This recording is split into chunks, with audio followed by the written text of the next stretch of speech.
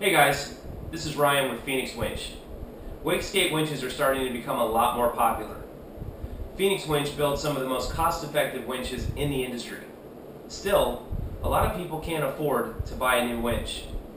So this video is for the do-it-yourselfer who wants to give it a try.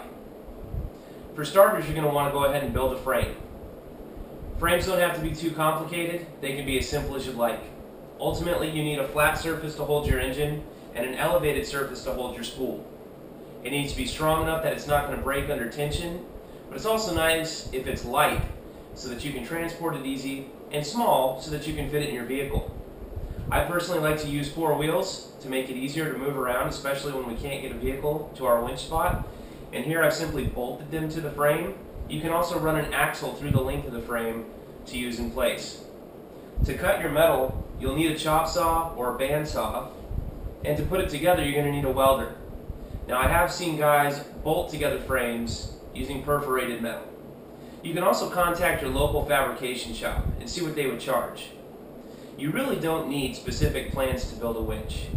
If anything, get your parts together, put them down, see how much spacing you need, and then you can work around that. Frames can be completely enclosed, they can be completely open. Don't spend too much time agonizing about what your frame's going to look like. There's really no solid plans out there that have to be followed. It's nice to have tabs welded to the frame where you're going to put a splash guard, or your Fairlead, or a brake, anything of that nature.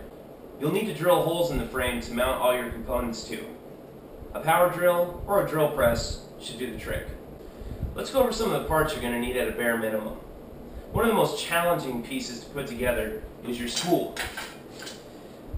Now there's a couple of different things you can do here. You can cut the spool walls yourself using a jigsaw, or you can use a skill saw. I personally like to send my spool pieces over to a local water jet company.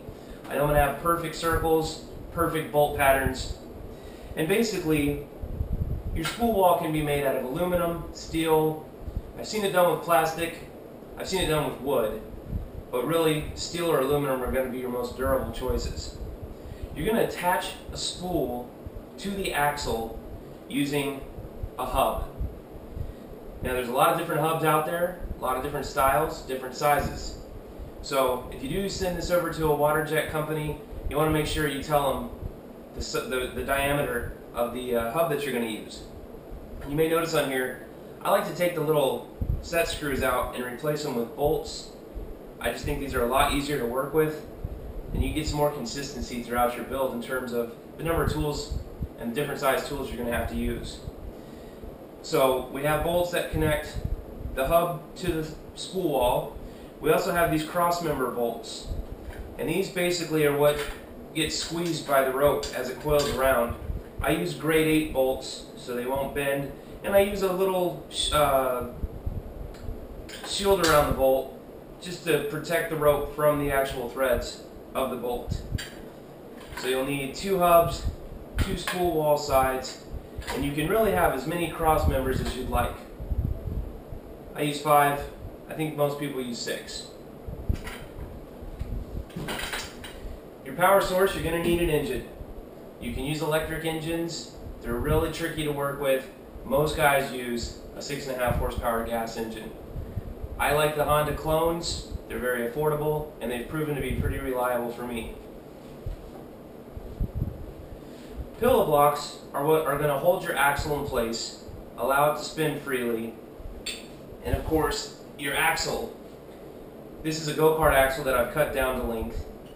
So basically once this is on the frame, these 2 pieces bolt up and my spool is going to sit in the middle of this. Of course there's going to be axle keys in here so that everything rotates as one unit.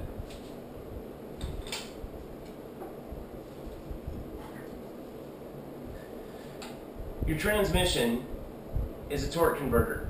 You can also use a centrifugal clutch, but torque converters give you smoother acceleration, and they just tend not to jam up as much as a centrifugal clutch will. A lot of these parts were really designed for go-karts, but they work great in wakeskate winches. Another tool that's helpful just to have around is a grinder. This can help you take down your unsightly welds, or if you just have any other problems in general where you need to remove some metal, the grinder comes in really handy. In terms of splash guard material, a strip of high density polyethylene works really good, super durable, and it's fairly flexible. So you don't have to worry about this getting damaged if it gets hit or the handle smacks it, anything of that nature. You're going to need a lot of bolts, nuts, to put this thing together. The length and size are going to depend on your frame, your engine, your pillow blocks, all these different components. I like to use nylon lock nuts on the bolts because there is a lot of vibration in the frame, and this will prevent the bolts from coming loose on their own. A sprocket and a hub assembly are going to be needed to go on your axle to propel the axle. Again, these sprockets come in a lot of different styles and sizes, and they are chain specific. So you might use a 40 or 41 chain, a 420 chain, a 35 chain, and of course your hub is going to need to be specific to your axle. Be careful when you do buy your sprocket, you want to make sure you can get a hub that's going to fit it properly. And you can see here, I've also replaced this head screw with a bolt for ease of installation. In terms of the number of teeth, this is where we begin to talk about gear ratios. This is a 60-tooth sprocket. The sprocket on that torque converter is a 12-tooth sprocket. That's going to give me a 5-to-1 gear ratio. The smaller that ratio, generally the faster your top end speed is going to be. The lower the ratio, the more bottom end torque you're going to have. Some of the last pieces we'll discuss is the Fairlead. This is what allows the rope to enter the frame and the spool without messing up your rope. This is a Haas-styled Fairlead, which means it's got a beveled edge, so the rope just kind of flows over that pretty smoothly. You can also use a roller-style Fairlead. You're going to need rope. About 600 feet really should do the trick. This is 1/4 inch polypropylene. You can also use ham steel, which is a little bit thinner, a little pricier, a little bit nicer. And lastly, of course, your handle. Really, any handle will do the trick.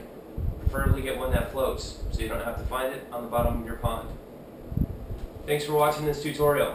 Feel free to post your comments below, and I'll be sure to answer them. Any questions that you have as well.